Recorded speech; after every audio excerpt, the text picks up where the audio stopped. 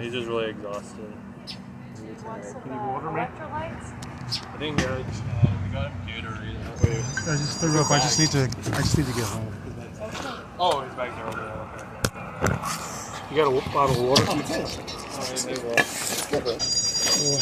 Here. Yeah. Here, I'll get this on. Man. He was in the bath. I think he took it for an hour. I think he took his time. Bet. Hey, Jermaine, you go with a little head splash, some cold water, bro? Like last time? Hold on. I Just cool you down. guess we're just waiting for you. Of course. I didn't want to pour it on your phone or anything. Here you go, sir. Yeah, we don't get water. Yeah, I got you. You want me to get you up? Here. He wants you to pass this one. It's one you'll only see here on CBS News Texas. A North Texas man's organs were failing and his body was shutting down from a very serious health crisis. So why was he sent to jail instead of a hospital bed? Our JD Miles finds out. With the goal of remaining one of the top-ranked amateur players in Texas, Jermaine Mayfield lives for tennis. So much so that he says he almost died from it after playing too much on a hot August day. It's like I'm dying. The 42-year-old and his friends were practicing for an upcoming tournament at McClellan Tennis Center in Fort Worth in 2023 when Mayfield says he began to suffer from heat exhaustion. I basically overtrained without hydrating myself. Mayfield recorded himself on video after leaving the court. I'm trying my best to hold on, bro.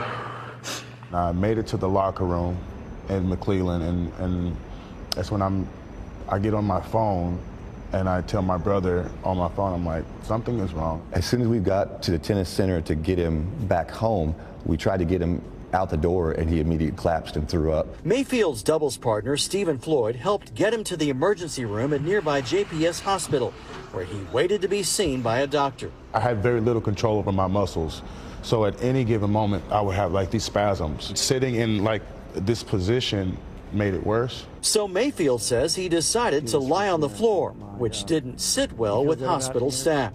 A male staff came over and he was like, "Sir, you have to get up off the floor." And I said, "I can't do that. I don't have really control over my muscles." He ended up calling the hospital officers on me. Mayfield says the JPS officers arrived and told him to get up or he would be charged with trespassing. I am like, let's go, on my last leg. This lady right here, she thinks I'm playing. The way I felt like I was being treated, it was something that I never experienced before. That's my arm. Oh, that's a white arm. Come on. The cop was like, "Not my arm. That's a white arm." Why do you think they didn't believe you?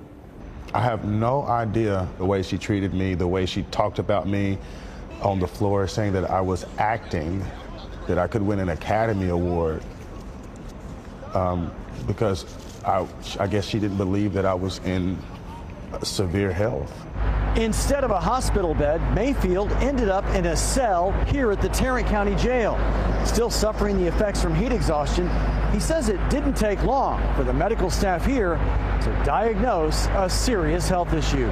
I was diagnosed with rhabdomyolysis. Rhabdomyolysis occurs when heat exposure and other factors cause muscles to release proteins into the blood.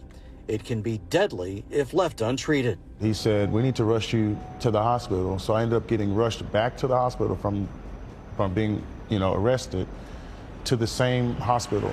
Their records show he was diagnosed with acute renal failure and rhabdomyolysis, conditions with threat to life, organ, and bodily function. The hospital that sent him to jail hours earlier now believed Mayfield required a length of stay greater than 2 nights. So did the hospital ever apologize? I haven't heard anything from the hospital. Mayfield still had to go to court on the trespassing charge, which was eventually dismissed.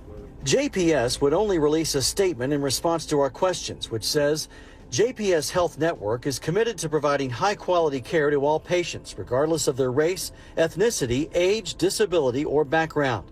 It is our goal to provide excellent care and exceptional service in an environment that promotes patient safety and healing. We encourage any patient or visitor who has concerns about their care or interactions with our organization to contact our Patient Experience Office directly so that we can appropriately respond. I just want to know why. Why did they... Why? Like, why did they I'm in the hospital, man. Like I'm a person that they've never seen before. JD Miles, CBS News, Texas. Mayfield says he does plan to pursue civil legal action against the hospital for what happened. Anyone who feels discriminated or mistreated in the hospital can file a complaint with the state health department or even the U.S. Department of Justice Civil Rights Division. You should also know that according to the National Institutes of Health, several studies have shown that black patients regularly experience race-based mistrust and discrimination from healthcare workers